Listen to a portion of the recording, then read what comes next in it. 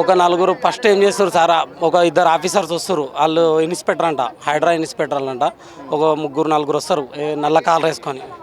వాళ్ళు వచ్చి direct vehicle తీసుకొని లోపలికి వచ్చేస్తారు. లోపలికి వచ్చేసి వీళ్ళందరినీ భయపెడతా ఉంటారు. అప్పటిలోపల నన్ను పిలుస్తారు.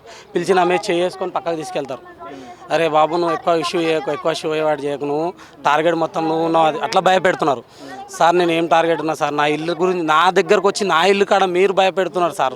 నేను కొన్నా sir, registration land sir, loan ఉంది సార్, లోన్ కడుతున్నా సార్. దానికి నేను నెలకు 50,000 లోన్ కడుతున్నాం సార్. మేము 15 మంది ఉంటాం, మేము అన్నదమ్ములు అందరం కలిసి 15 మంది ఉంటాం. మా ఇంట్లో అందరం కలిసి లోన్లు కడుతున్నాం, అన్నీ ఇచ్చినా సార్. వాళ్ళకు కోర్టు నుంచి నోటీస్ కోర్టు నుంచి స్టే ఆర్డర్ తెచ్చుకున్నా సార్. నేను తెచ్చుకుంటే నీ కోర్టు స్టే ఆర్డర్ నాలుకే గీక్కోవడానికి పనికి రాదా బాబు, దీన్ని మడిచెక్కనని పెట్టుకోను అని చెప్పి పడేసి ముఖం మీద పడేసిపోయాడు సార్. నా దగ్గర సీసీటీవీ ఫుటేజ్ ఉంది.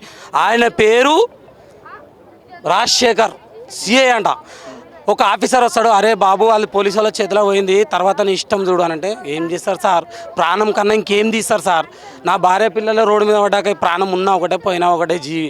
నేను రోడ్డు మీద అడక తిని బతికి వాళ్ళని జాగలనా సార్? 15 మందిని జాగలనా చెప్పండి సార్.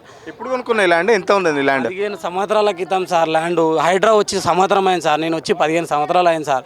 ఎట్లా ఉన్న చెరువట్లు ఉంది సార్. 15 ఎకరాల 27 కుంటలు అక్షరాల గ్రీన్ టిబ్రర్ కూడా పేపర్లు ఇచ్చింది సార్.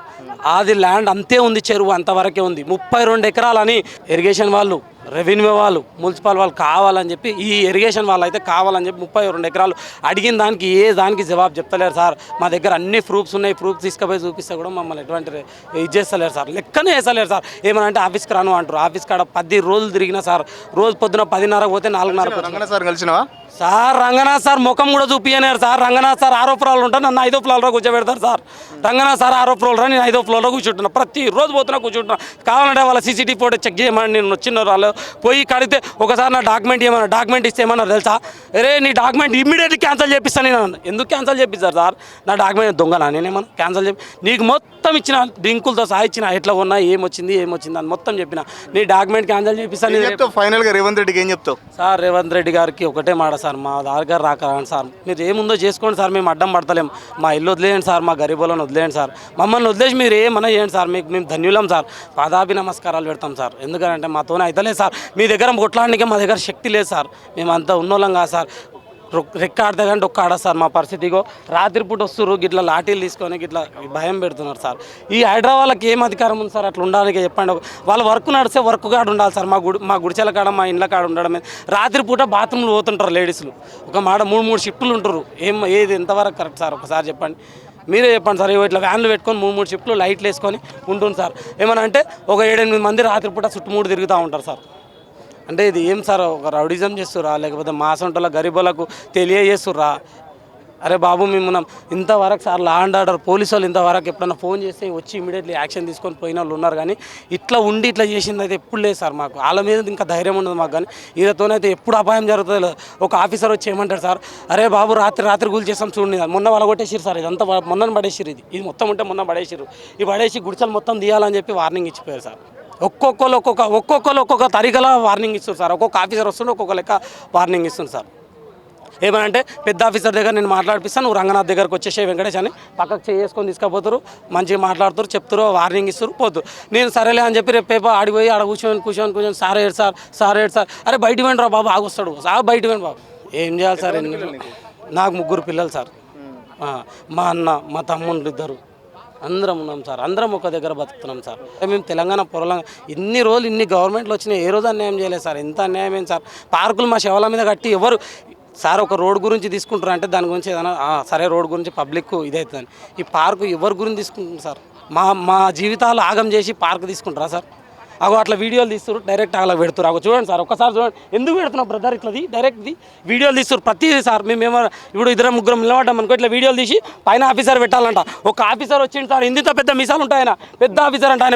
ఆయనది ఏది అక్కడ ఆయన ఏమో శ్రీకాకుళం అంట. ఆఫీసర్ ఇట్లా చేయబెట్టి నా మీసం విలువ కాదు నువ్వు అని చెప్తాడు సార్. ఏడున్నాడు ఆయన ఆఫీసర్? నా మీసం విలువ కాదురా బాబు, ఏమనుకుంటున్నావు నువ్వు, తమాషా చేస్తున్నావు అంటాడు. పెద్ద ఆఫీసర్ అంట సార్ ఆయన. ఇగో ఆయననే ఆ రోజు నాకు లాఠీలు పంపించిండు. ఇంకోటి ఆయన ఫోటోలు కూడా ఉన్నాయి. ఇట్లా నేను ఫోటో తీస్తుంటే ఇట్లా ఇట్లా అన్నాడు సార్ నన్ను ఇక్కడే. ఎందుకు సార్ ఇట్లా చేస్తున్నారంటే వాళ్ళకి ఏమంటే పై అధికారులకు పెట్టాలని ఇది కథ ఏందో చూపిస్తానంటాడు ఆయన. వీళ్ళే డిఆర్ఎఫ్ వాళ్ళు, ఎందుకు సార్ డిఆర్ఎఫ్ వాళ్ళు అంటే ఎంత పగబట్టిరా మా మీద? పేదల మీదనే పగబట్టిరా సార్? ఉన్నోళ్ళ మీద లేదా పరిష్కారం? అంటే ఉన్నోళ్ళ మీద చేయరా? జులుస్ ఉన్నోళ్ళ మీద చేయండి సార్, మాలాంటి వాళ్ళ మీద ఏం చేస్తే ఏమొస్తుంది సార్? ఇది పార్కు చేస్తా. హైడ్రా అందరికి సమానమే అని చెప్తుంది కదా. మరి ఏడా సార్ ఓఎస్సీది ఎడగుల కొట్టిరు సార్, హైడ్రా సమానమే. మళ్ళీ ఈయనది తిరుపతి రెడ్డిది ఎడగుల కొట్టిరు సార్. వాళ్ళకి హైకోర్టు ఇస్తే ఆగిరు, మాకు హైకోర్టు ఇస్తే ఆగదా? అంటే వాళ్ళకో న్యాయం మాకో న్యాయమా? అంటే వాళ్ళకి కోర్టు వేరే మాకు కోర్టు వేరే. న్యాయస్థానం అందరికి న్యాయమే కదా సార్. న్యాయస్థానం ఉందనే న్యాయం దగ్గర పోతే ఆ న్యాయానికే కళ్ళు కట్టేసి నువ్వేం చేయలేవు అని అంటే నేనేం చేస్తాం సార్? ఇక ఏడిపోతాం సార్ ఇట్లా రోడ్ ఎక్కపోతే? ఇక ఆఖరికి ఏమవుతుంది సార్? ఆఖరికి అట్లా కూడా బలవంతం చేసిరు అనుకో, రోడ్డు మీద నిలబడి రాత్రి అందరూ పెట్రోల్ పోసుకొని తలగట్టుకొని చచ్చిపోయిన తర్వాత కట్టుకుంటాడేమో, అంతకన్నా అయితే ఏం చేయలేరు సార్. ఇదైతే పక్కా సార్. నా ఇల్లు కదిలిస్తే నేను చేయాల్సింది ఒకటే, ఏ ఆఫీసర్లు ఉన్నా ఇంత జనం ఉన్నా లేకున్నా చెప్పాల్సింది ఒకటే చెప్తున్నా సార్. పక్కా నేను ఇట్లా నాకు నా ఫ్యామిలీకి ఏమైనా జరిగితే హైడ్రా రంగనాథ్ సార్ది, హైడ్రా ఇక్కడ పని చేసే వాళ్ళది, హైడ్రా సున్నం చెరువు చేసే వాళ్ళదే. నాకు ఎటువంటి అపాయం ఆపత జరిగినా మా వాళ్ళకి నా ఫ్యామిలీకి జరిగినా వాళ్ళదే సార్.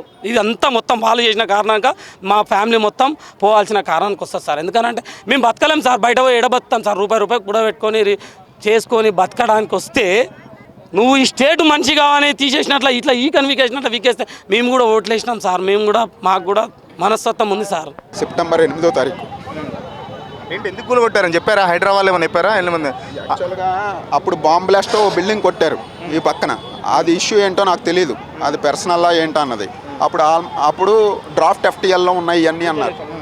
డ్రాఫ్ట్ ఎఫ్టీఎల్లో ఉన్నాయన్నారు. డ్రాఫ్ట్ ఎఫ్టీఎల్లో ఉన్నాయంటే సరే అని చెప్పి నేను ఆపాను, వర్క్ ఆపాను. స్టేటస్ కోర్టుకు వెళ్ళాను, వర్క్ ఆపాను. 4 స్లాబ్లు వేసేసాను, 4 ఫ్లోర్లు బ్రిక్ వర్క్ అయిపోయింది. ఆపి అలా ఉంచాను. ఎందుకని? డ్రాఫ్ట్ ఎఫ్టీఎల్ తేలుతుందేమో అని. పర్మిషన్ ఎప్పుడు వచ్చింది మీకు? 2015-16లో వచ్చింది. కన్స్ట్రక్షన్ ఎప్పుడు స్టార్ట్ చేశారు? వెంటనే 16 ఎండ్లో స్టార్ట్ చేశానండి. 16కే స్టార్ట్ అయింది. అది ఆపేశాను. నేను 7 ఏళ్ళు వెయిట్ చేశాను వాళ్ళ రిజల్ట్ కోసం. అప్పుడు విజిలెన్స్ రిపోర్ట్ని వేశారు అప్పుడు స్టేట్ గవర్నమెంట్. 2019లో విజిలెన్స్ రిపోర్ట్ ఇచ్చింది ఏమని? రీకాంటూర్ సర్వే చేయమని. అంటే తప్పు జరిగిందని వాళ్ళకి తెలుసు కాబట్టే రీకాంటూర్ సర్వే చేయమన్నారు. అది జరగలేదు. 2019 నుంచి తర్వాత కూడా జరగలేదు. కానీ 2022లో వీళ్ళు నేషనల్ గ్రీన్ ట్రిబ్యునల్కి ఒక లెటర్ ఇచ్చారు, చెరువుల యొక్క విస్తీర్ణం. దాంట్లో క్లియర్గా మెన్షన్ చేశారు ఆ చెరువు సర్వే నెంబర్ 30 అల్లాపూర్ విలేజ్ 15 ఎకరాల 24 గుంటలు ఉందని. తర్వాత నేను ఒకసారి ఒక ఆఫీసర్ని కలిస్తే నువ్వు కట్టుకోవచ్చు, నీ దాని లేదన్నారు. హైడ్రా చెప్తుంది కదా 2024 కాంగ్రెస్ గవర్నమెంట్ వచ్చినప్పటి నుంచి పనిచేస్తున్నాం, గతంలో ఉన్న వాటిని మేము జోలికి పోలేదని చెప్తుంది కదా. పోయింది కదా, నాది కూల్చిన తర్వాతే పోయింది. నేను వెళ్ళి కలిశాను హైడ్రా ఆఫీస్లో. వాళ్ళ వర్ల పాపారావు ఎవరో ఉన్నారు అప్పుడు. ఆయన కలిస్తే ఆయన ఫైర్ ఆఫీసరు. ఆయన కలిస్తే ఆయన అన్నాడు, ముందర ఎందుకు రాలేదు నువ్వు అన్నాడు. నాకు కలవాలని తెలియదు కదా సార్, నేనేం తప్పు చేయలేదు కదా, నేను అఫీషియల్గా తెచ్చుకున్నాను అంటే ఆయన ఏదో అన్నారు, నువ్వు చాలా పెద్దగా కట్టేసావు. నాకు పర్మిషన్ 4 ఫ్లోర్ల పర్మిషన్, నేను పెద్దగా కట్టవలసిన పని లేదు. పర్మిషన్ మించేమని కట్టారా? పర్మిషన్ లేదు